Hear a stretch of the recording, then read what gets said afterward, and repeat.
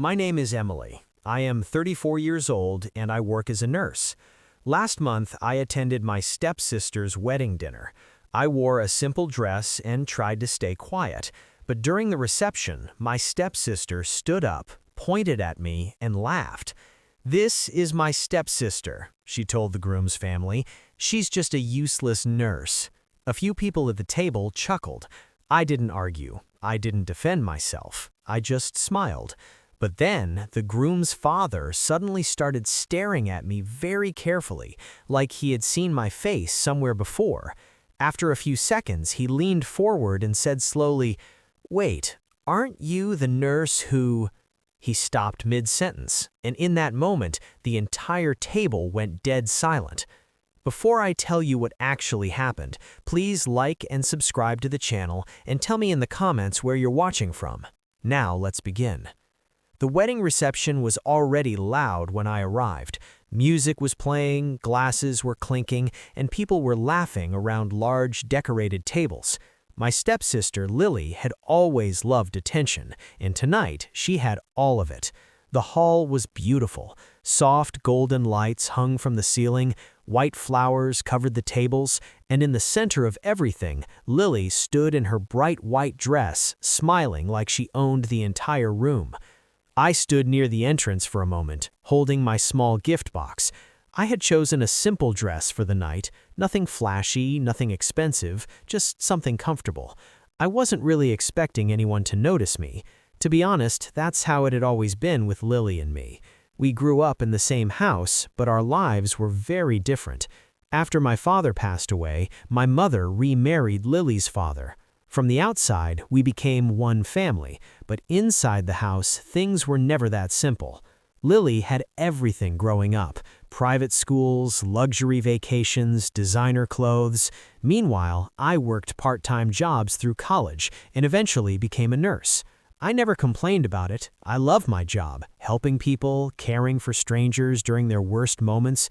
It gave my life meaning, but Lily always saw things differently. To her, success meant money, status, and appearances, and tonight, her wedding had all of those things.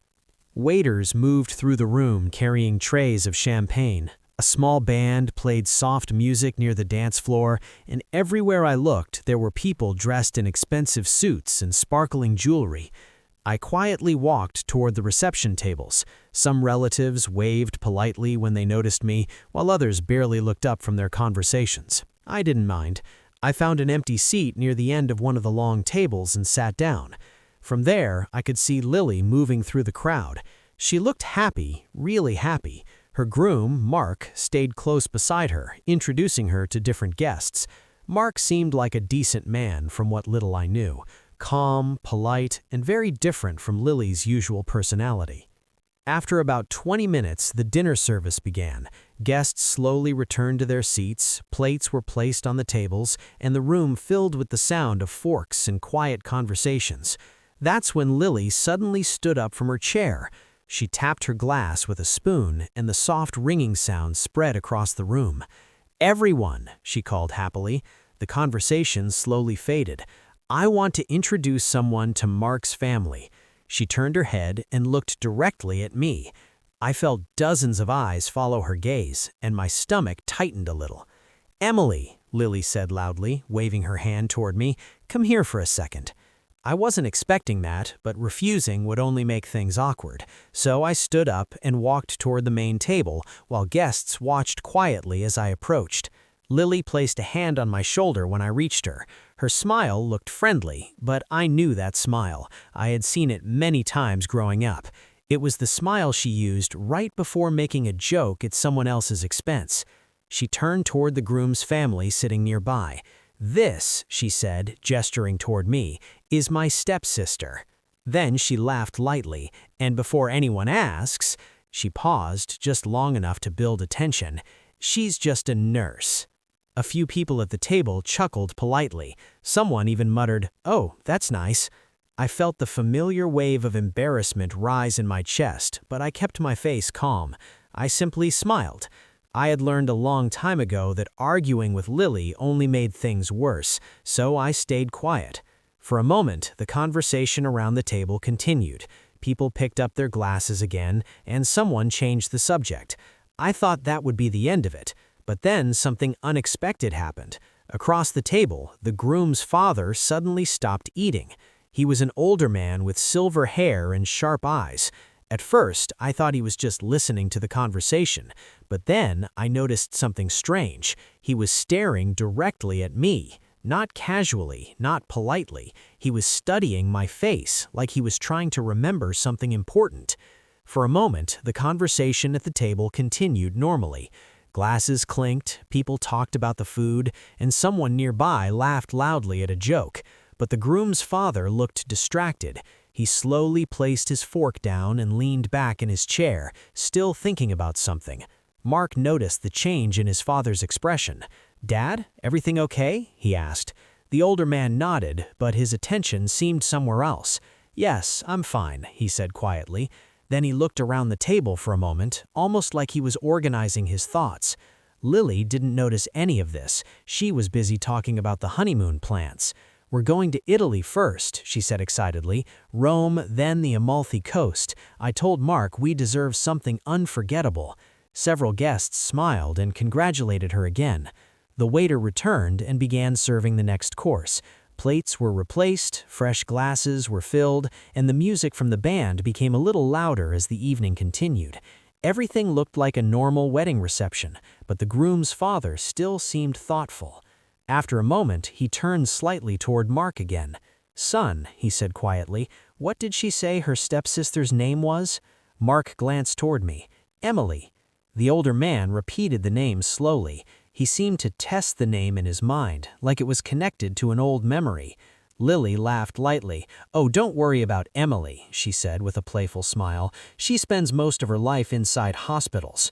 More polite chuckles came from a few guests, but the groom's father didn't react to the joke. Instead, he turned slightly toward me. Not accusing, not suspicious, just curious. For a moment, he looked like someone searching through old memories. Then he spoke slowly. "I'm sorry," he said politely. "Have we met somewhere before?" The question caught me off guard. I shook my head slightly. "I'm not sure. I meet a lot of people through work." He nodded slowly, thinking. "That makes sense." He looked down at the table again. For a moment, it seemed like he was about to say something else, but he stopped, like the answer was still just out of reach. Across the table, Mark leaned closer to his father. "You really think you recognize her?" he asked quietly. The older man shrugged. "I don't know," he admitted. "There's just something familiar." Lily waved her hand dismissively. "Oh, please," she said with a laugh. "Emily's not famous." A few guests smiled awkwardly, but this time the laughter felt forced because the groom's father was still thinking. He rubbed his chin slowly, then looked back at me again. Not intensely this time, just thoughtfully. "Strange," he murmured. "I feel like I've seen you during a very important moment in my life." The table grew a little quieter. Even Lily stopped talking for a second. But before anyone could ask more questions, the band suddenly started playing a louder song. Guests nearby clapped, and several people stood up and walked toward the dance floor. The attention of the room slowly shifted away from our table again. Lily quickly stood up as well. "Perfect," she said cheerfully. "Time for dancing." She grabbed Mark's hand and pulled him toward the dance floor. Other guests followed. Within a few minutes, most of the room was focused on music, laughter, and dancing, but the groom's father stayed seated for a moment longer. He looked at the dance floor, then back at me, still thoughtful, still searching his memory. Finally, he stood up slowly and said something that made my curiosity grow even stronger. "I'm sure of one thing," he said quietly. "We definitely met somewhere important." Then he walked toward the dance floor to join the others, and for the rest of the evening, I kept wondering what moment he was trying to remember.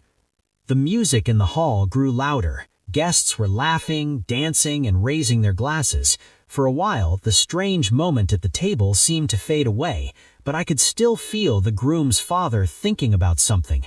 Even from across the room, I noticed him glancing in my direction a few times while people danced around him, almost like a memory was slowly coming back. About 20 minutes later, the band stopped for a short break. Guests returned to their seats, catching their breath and drinking water. The groom's father walked back to the table and sat down again. This time, he looked more certain, like something in his mind had finally connected.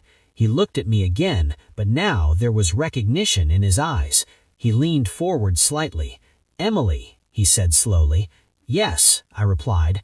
For a second, he didn't speak. Then he asked something that made the entire table pause. "3 years ago, were you working at St. Mary's Hospital?" My heart skipped. "Yes," I answered carefully.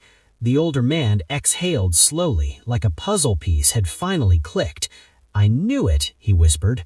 Mark looked confused. "Knew what, Dad?" The older man turned toward his son. His voice was calm but emotional. "3 years ago," he said, "I was in a terrible car accident." The room grew quiet around us. I was rushed to the emergency room in critical condition.